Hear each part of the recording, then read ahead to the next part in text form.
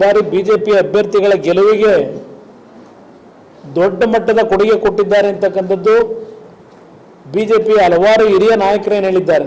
ವಿಶೇಷವಾಗಿ ನಮ್ಮ ಪಕ್ಷದ ಕಾರ್ಯಕರ್ತರುಗಳಿಗೆ, ಇಡೀ ರಾಜ್ಯದ ನನ್ನ ಪಕ್ಷದ ಕಾರ್ಯಕರ್ತರು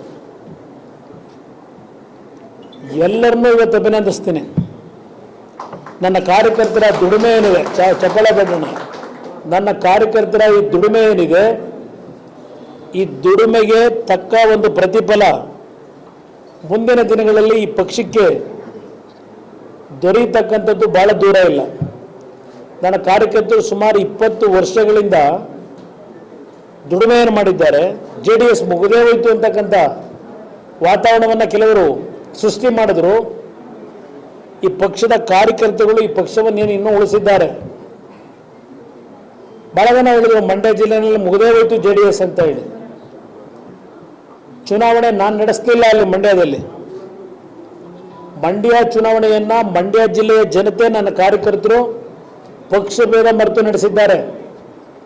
ಇನ್ನು ಬೆಂಗಳೂರು ಗ್ರಾಮಾಂತರಕ್ಕೆ ಬಂದರೆ ಅದು ಕನಕಪುರ ವಿಧಾನಸಭಾ ಕ್ಷೇತ್ರ ಇರ್ಬೋದು, ಚನ್ನಪಟ್ಟಣ, ಮಾಗಡಿ, ಕುಣಿಗಲ್ಲು, ರಾಮನಗರ ಈ ಒಂದು ಭಾಗ ಇರ್ಬೋದು, ಮತ್ತು ಬೆಂಗಳೂರು ನಗರದ 3 ಭಾಗದಲ್ಲಿ ಕನಕಪುರ ಮೊದಲೇ ಹೇಳಿದ್ದಲ್ಲ, ಎಲ್ಲ ಕ್ಷೇತ್ರದಲ್ಲೂ ಅತ್ಯುತ್ತಮವಾದ ರೀತಿಯಲ್ಲಿ ಕಾರ್ಯಕರ್ತರು ಈ ಬಾರಿ 2 ಪಕ್ಷದ ಕಾರ್ಯಕರ್ತರು ಸುಮಾರು ಬಹುಶಃ ಬೆಂಗಳೂರು ಗ್ರಾಮಾಂತರದಲ್ಲೂ ಭಾಳ ಜನ ಲೆಕ್ಕ ಹಾಕಿದ್ರು ಟೈಟ್ ಫೈಟ್ ಅಂತ ಹೇಳಿ 50-50 ಅಂತ ಹೇಳಿ.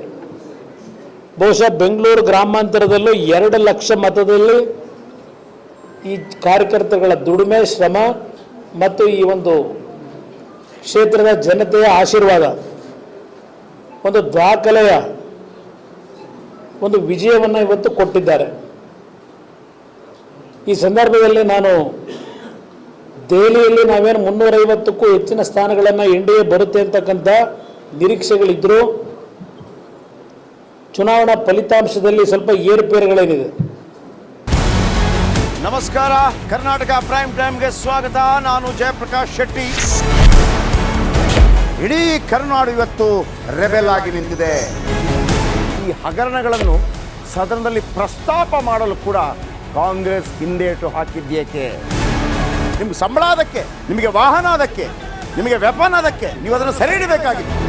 ನೀವು ವಿದ್ಯುತ್ ಬರ ಇದೆ ಅಂತ ಹೇಳ್ತಾ ಇದ್ದೀರಿ, ಎಲ್ಲಿ ಬರ ಇದೆ ನೀವು ಹೇಳಬೇಕು. ಪಾಕಿಸ್ತಾನ್ ಆಕ್ಯುಪೈಡ್ ಕಾಶ್ಮೀರ್ ಅದು ಎಂದೆಂದಿಗೂ ನಮ್ಮದು. 40 ಮೆಷಿನ್ಗಳು ತಂದಿತ್ತು ನೋಟ್ ಎಣಿಸುವುದಕ್ಕೆ, ಅದೇ ಹಾಳಾಗಿದೆ. ಮಥುರಾದ ಗಲಾಟೆ ಇದೆಯಲ್ಲ, ಅದು ಸ್ಥಳೀಯವಾಗಿ ಕೂತು ಪರಿಹರಿಸಬಹುದಾದಂಥ ಕಾನೂನಿದೆ. ಗ್ಯಾರಂಟಿ ಯೋಜನೆಯಿಂದ ನಷ್ಟ ಆಗಿದೆ, ಲಾಭ ಆಗಿದೆ, ದಯವಿಟ್ಟು ಹೇಳಿ.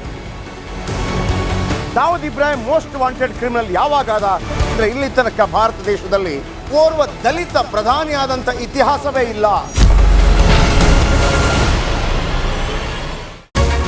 ರಿಪಬ್ಲಿಕ್ ವರ್ಲ್ಡ್ ಆಪ್ ಇದು ಕೇವಲ ಅಪ್ಲಿಕೇಶನ್ ಅಲ್ಲ, ಸಮಗ್ರ ಸುದ್ದಿಗಳ ಸಂಪರ್ಕ ಮಾರ್ಗಕ್ಕೆ ಕ್ರಾಂತಿಕಾರಿ ಬದಲಾವಣೆ. ರಿಪಬ್ಲಿಕ್ ವರ್ಲ್ಡ್ ಆಪ್ ಕೇವಲ ಸುದ್ದಿ ಅಪ್ಲಿಕೇಶನ್ ಅನ್ನ ಪರಿಚಯ ಮಾಡ್ತಾ ಇಲ್ಲ, ಬದಲಾಗಿ ಡಿಜಿಟಲ್ ಸುದ್ದಿ ಬಳಕೆಯ ಹೊಸ ಯುಗಕ್ಕೆ ನಾಂದಿ ಹಾಡ್ತಾ ಇದೆ.